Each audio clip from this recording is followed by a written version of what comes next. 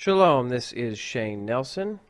This is the first video in a YouTube playlist series to expose the greatest calendar in human history regarding how the sun, moon, and stars are used in the telling of time.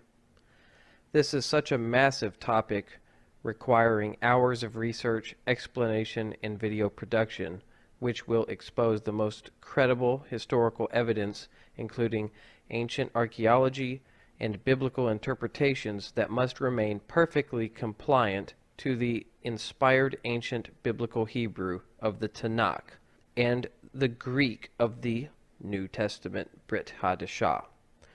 Therefore, each playlist video will be dedicated to a specific, relevant, smaller subtopic and comprehensive enough as should be to avoid videos going on too long and thoroughly prove everything as needed.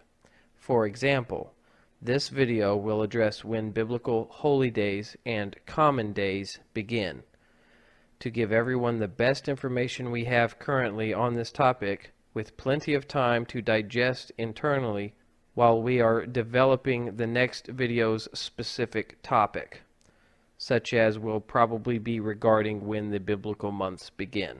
Before diving into this first topic as an introduction to the greatest calendar, it's important not to hold on to any one particular doctrine too tight unless you have completely searched the matter out and applied logic and reasoning to your decisions.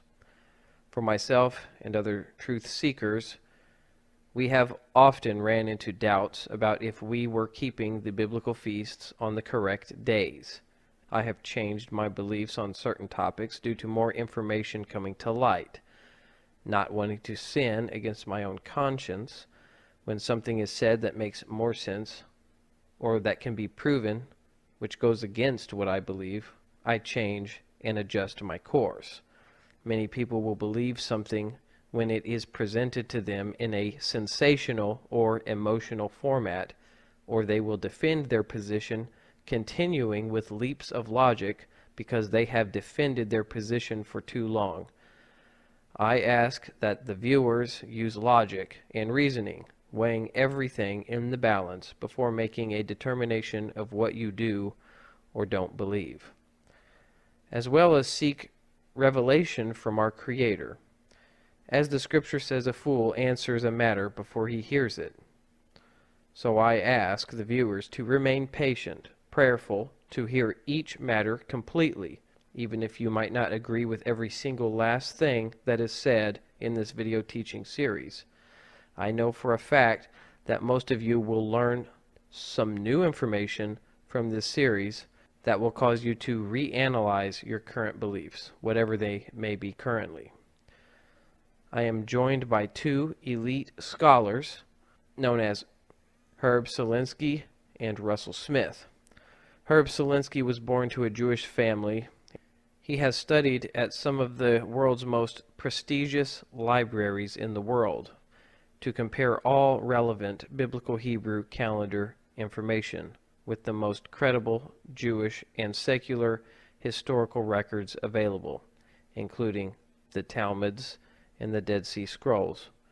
He has traveled the country giving free seminars for years and has written a great deal on the subjects that we will present in this video teaching series of the biblical calendar. He has provided a free online PDF document to download from his website specifically for his greatest biblical calendar writings, which will be in the description below. We will quote from some of his writings since he is unable to be with us in the production of this video. Russell Smith has been a student of calendric studies since 1997 and is the founder of Torah Truth Seekers, established in 2012. His website is graftin.org. It is an online ministry that works as an outreach to Christians, more specifically at the beginner level, to embrace Torah and Messiah together. He also runs a YouTube teaching ministry. The link to his channel will be in the description below. He has been Torah observant from his youth and is familiar with the multiple alleged calendars. Between the three of us, we have 86 years of calendric studies. For the sake of simplicity, the teachings will be in a linear fashion, starting with when a day starts, when the Sabbath starts, when the new month starts, and when a year starts. We will then show the errors of numerous additions interjected into calendar methods, both historically and in modern times. In the event this video becomes monotonous, please know that we are aiming to cover thoroughly enough many points that are valid, references and citations, as clearly as we can, so as to debunk the opposing erroneous clever arguments and false biblical calendar systems, to shut them down once and for all, giving as little room for any convicting rebuttals or doubts as possible. We do not discourage debate, we encourage it. Without debate, men stay in error without progressing into truth. We also encourage any new information which has not already been presented thoroughly for us to analyze and test everything, so that all the most important truth on each matter may be brought to light. That was all well said, Shane. Thank you. As Shane and I begin to embark together on this vision for future biblical calendar educational videos, allow me to say that I do appreciate that we can come from different backgrounds with some different interests and spiritual gifts as well, such as Shane's background in education and passion for the Mazzaroth.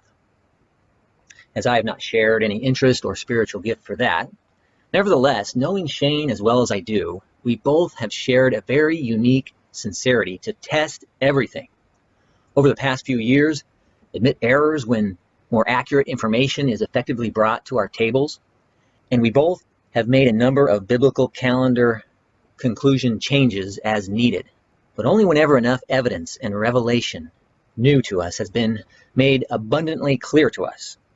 As a result, I believe we can very maturely and effectively team up on the different aspects of each biblical calendar topic and reach more believers to grow in unity.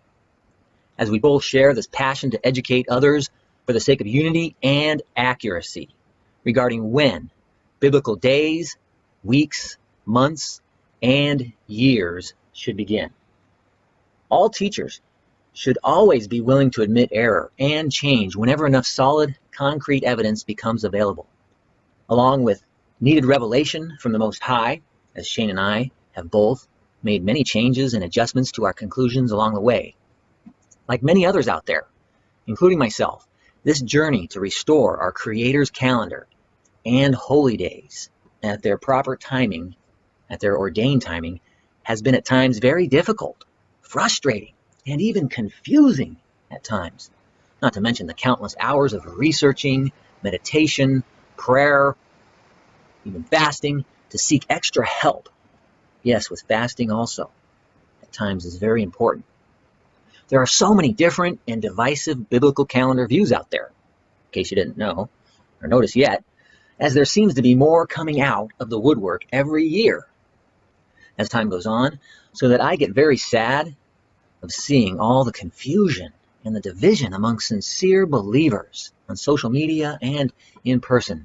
Such has caused me to feel sorry for the Christians and others new to observing the biblical feasts, getting so confused, frustrated, and divided as well. Many either give up on Torah and the biblical feasts, or go off into very wrong calendar conclusions with too much dogma.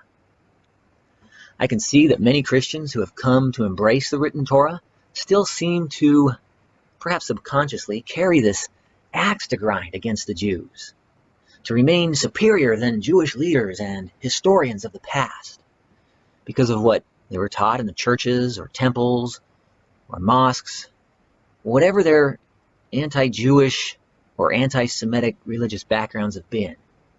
And including myself, in my background, I've had to weed some of this out on what I've been taught and influenced growing up. And so due to all this rebuking that is in the New Testament against many of the Pharisees and Sadducees, such is why we have been taught this from the Christian churches, going too far and overboard with it.